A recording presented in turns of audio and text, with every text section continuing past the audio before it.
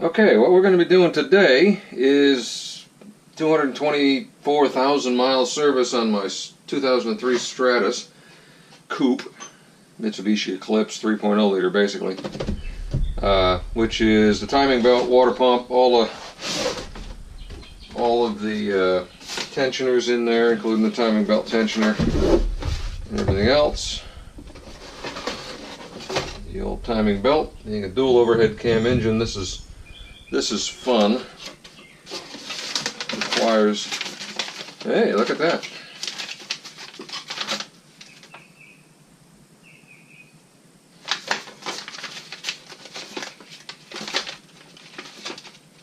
All sorts of instructions.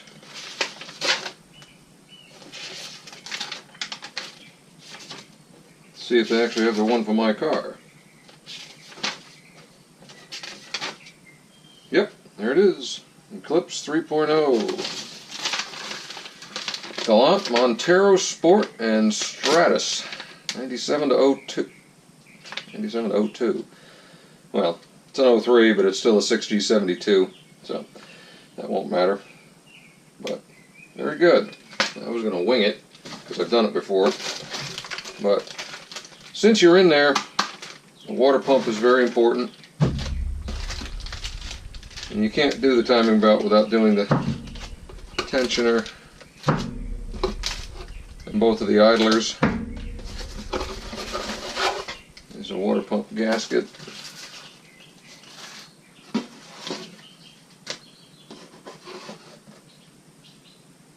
And if I want to document when I actually installed it, I can do that. But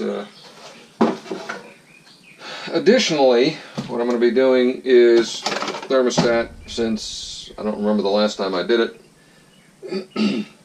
And I have to take the accessory belts off. Alternator air conditioner, power steering. So I might as well replace those. These are the tensioner pulleys for both of those accessory belts, because those are all original as well. And they're kind of rattly a little bit. You can hear them. Actually, that's what you hear when the engine's idling, is those damn things rather than anything else. So that's going to be the job today. It's going to be fun, I'm sure.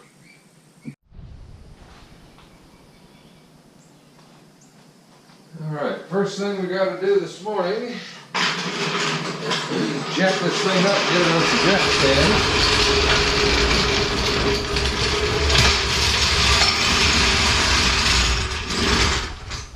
Probably check the emergency brake that I adjusted the other day, so that this doesn't rocket off down the driveway when I start jacking it up.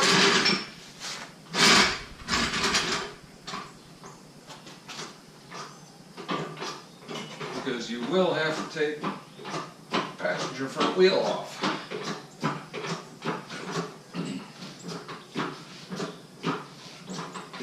Wondering why I've got it hanging out over the edge of the concrete like this.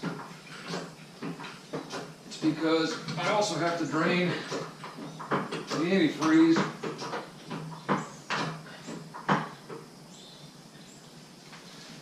since I'm doing the water pump.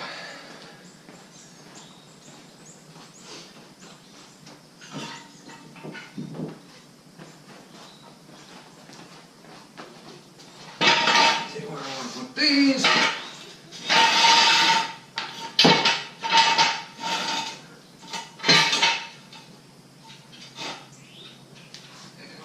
Just a little bit more.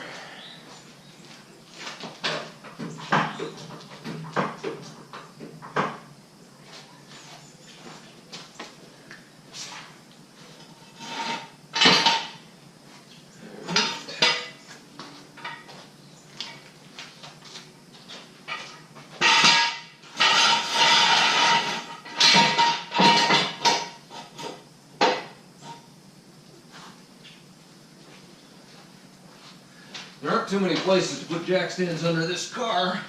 That looks good.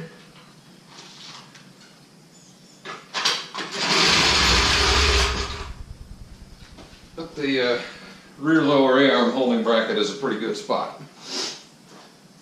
Next thing I gotta do, drain the antifreeze. Let's get it started. There it is.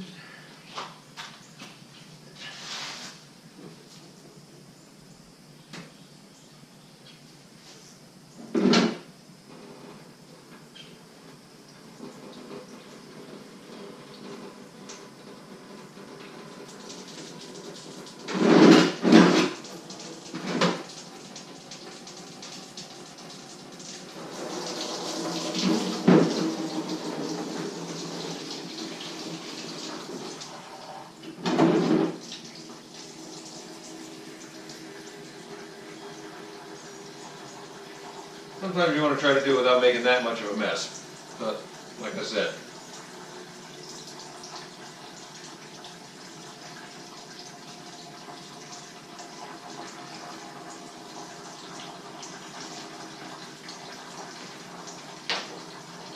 Now that's draining, we'll pull that wheel off. Again, I've done that a bunch it seems lately. Yeah, I know it's silly to use wheel locks on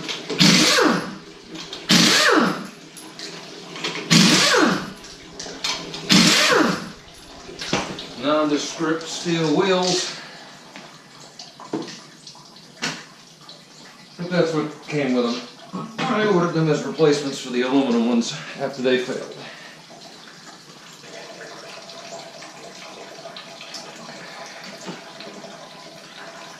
Now, first thing we gotta do,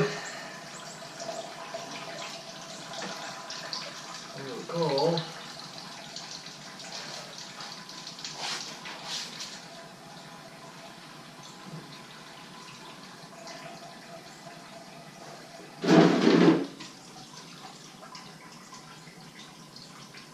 is there are some 12mm bolts and some Phillips head fastener thingies, and to break out the metric box since we're going to need it on this thing.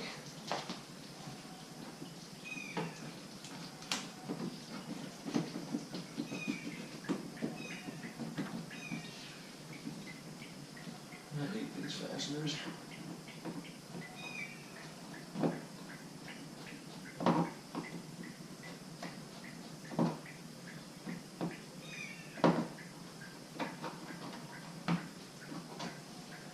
They so rarely work as intended, but that's one.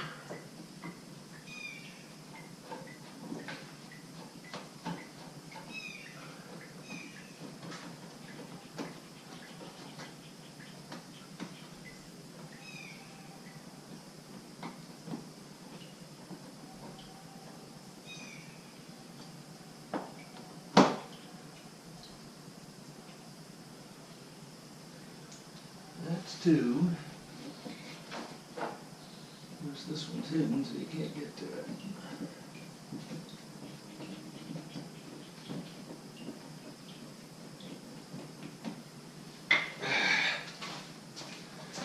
And that one doesn't want to come out.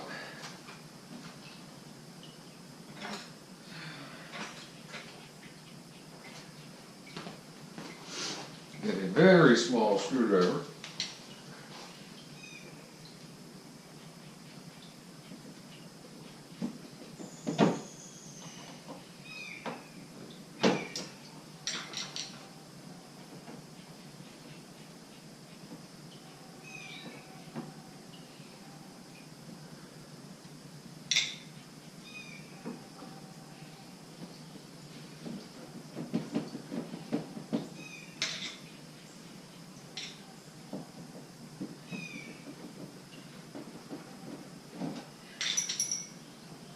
This being said,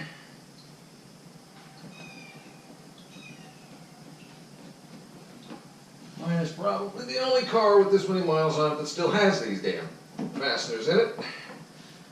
Most people wouldn't be masochistic enough to keep the damn things. But there's those three.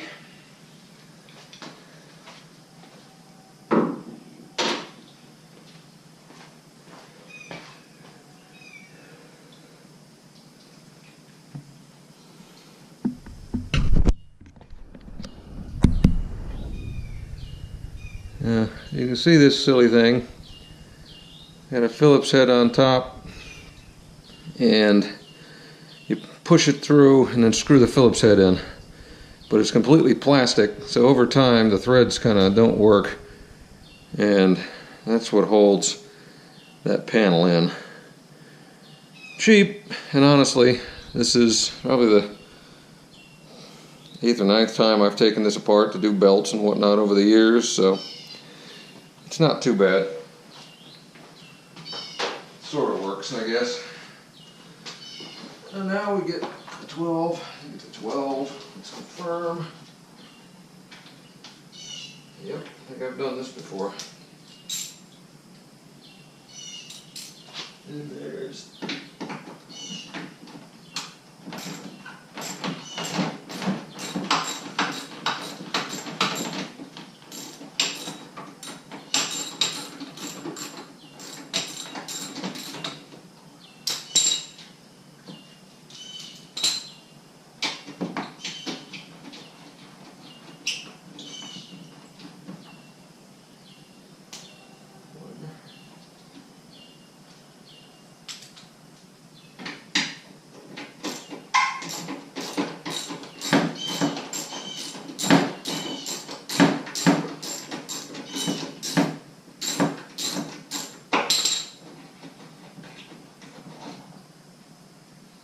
two. I don't know why I don't clean this stuff before I start. Because invariably I'm going to be laying in it.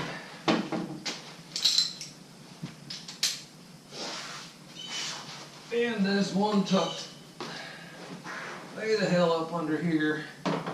The other windshield washer reservoir.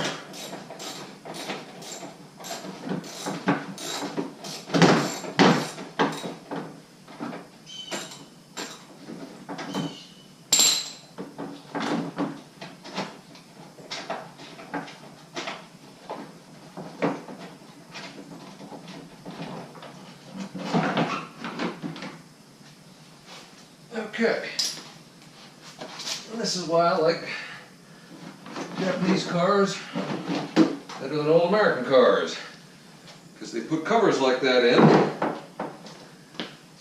that can be taken off and give you access to things that it's important to have access to, like the crank and everything else. So I'll give you a quick look here.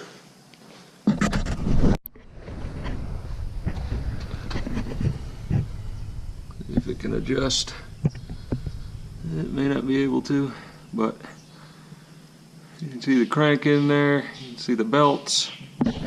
Actually, right here, that's the brake line, but that's actually the tensioner for the timing belt under the cover. This is one of those idlers I'm going to replace. The other one is probably much more difficult, but that's what we're looking at.